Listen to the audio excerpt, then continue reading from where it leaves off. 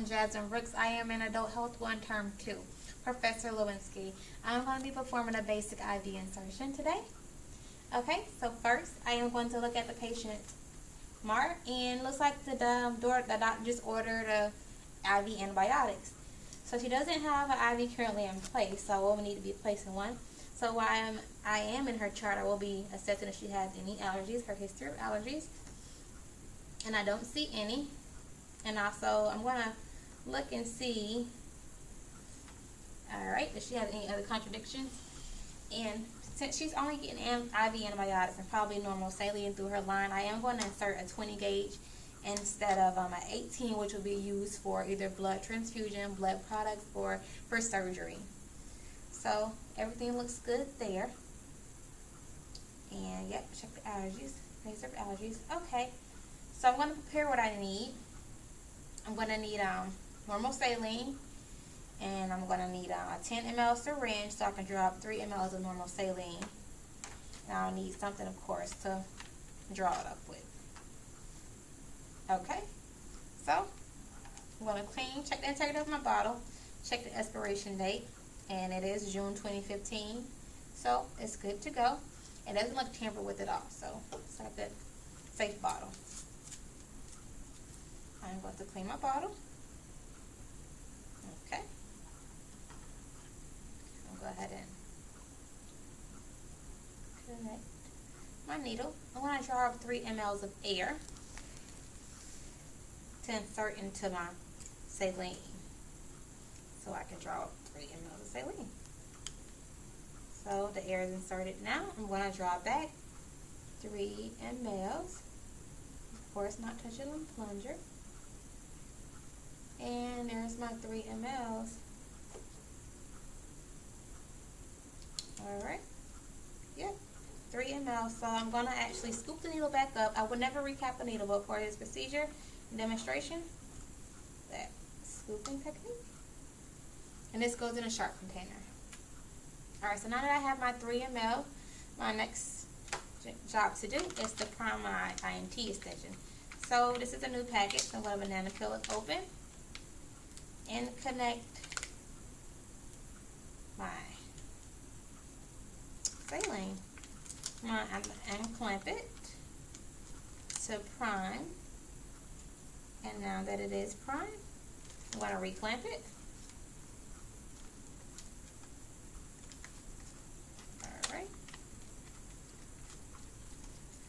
Alright, and leave it in here. So now that I double check for the patient that I am inserting the IV on, I am going to go ahead inside and bring my vial in with my vial in with all her records and go inside the patient's room. Coming in. Hello, how are you doing today? I'm good. Alright, I'm foaming in. My name is Jasmine Brooks. I'm going to be your nurse today. Okay. Can you verify your name and your date of birth for me? Azamina Messick. Okay, so that's my 2 patient identifiers. Alright, Miss Messick, the doctor has just ordered you IV antibiotics. And since you don't have one already, I will have to be inserting an IV. Do you have any problem with that? No. Okay, great.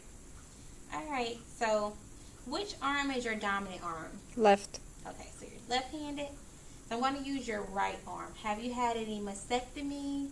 No. Okay, no other kind of surgeries in this arm? No. Okay, great. I'm also going to assess to see if the patient has an IV shunt or IV fistula. In the case that they did, I would not be able to use that arm. But since she does not, I'll be using this right arm for my IV insertion. Alright, so, of course, I'm going to hand hygiene, and I'm going to palpate for the vein. I'm looking for a vein that is most distal. So I'm going to start most distal, and I am going to palpate. And I'm looking for a soft, bouncy, resilient vein, one that's free from pain during palpitation. Do you feel any pain, Miss Messick? No. Okay, great. So it looks like this one right here looks free from pain. Well, not looks free from pain, but looks like it's bouncy and resilient, and the patient doesn't say it's any tenderness in that site. So that's what site I am going to decide to use. So I'm going to apply my tourniquet. And I'm going to apply my tourniquet 4 to 6 inches above the site that I wish to insert. And since I wish to insert here, I am going to apply my tourniquet above that.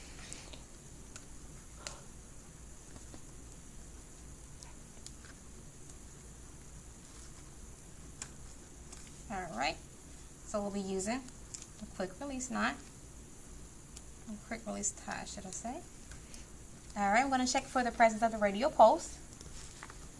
Alright, so the radial pulse is present, so we're free to proceed. I'm going to hand hygiene and apply my gloves.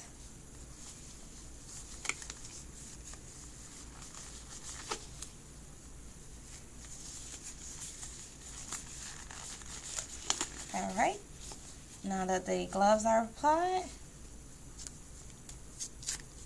I'm going to alcohol wipe in a circle of motion. Alright, Miss Messick, it's going to be a quick, sharp poke, okay? Alright, here's my needle. Alright, so I'm bevel up at a 15-degree angle. I am going to pull the skin taut away from where I'm inserting. 1, 2, 3. Okay, great. So I do see blood return, so I'm going to undo my tourniquet. I'm going to apply pressure slightly 1 inch above the site. Now that the pressure is applied, I'm going to dispose of this in a sharps container. Go ahead and connect my INT extension. Okay, now that it is connected, I'm going to actually stabilize and unclamp. I'm going to check for blood return. I do have blood return, so I'm going to go ahead and slowly inject the saline. And now that it's injected, I'm going to be sure to clamp before I get to the end of the saline, so I don't introduce any air to my IV site. Alright. So now I'm clamping. Okay, so now this clamp, I'm going to unscrew. Alright, Miss Messick, how are you doing? I'm good. Okay, so I'm going to clean around my site. We're almost finished here. Well, actually, we're finished with all that part. I'm just going to cover everything up. So now that around it is clean and dry, to ensure the transparent dressing sticks, I am going to apply transparent dressing. And that's going to have my initials, the date of insertion, the time, and the gauge type. I'm going to actually banana peel my dressing back and put it on the IV site where the full extension of the catheter and the insertion site is exposed. That way we can monitor any redness or swelling in that area. So it will be placed here, right in the visible window. And I'm going to take the tape that I've got prepared. I'm going to tape any excess tubing to the patient's arm to ensure it doesn't pull. Okay, so now that it is taped, and it's not going to tape all the way because it's a mannequin, and this tegaderm was already on, I am going to teach the patient if she does feel any redness, well, if she sees any redness or knows any tenderness or inability to move this arm, or she feels any pain in that insertion site, to let us know immediately. I'm going to chart in the the tape, the date, the time of insertion, the site, which is going to be her right forearm, how many attempts, which will be 1 attempt, and the teaching that I gave to the patient.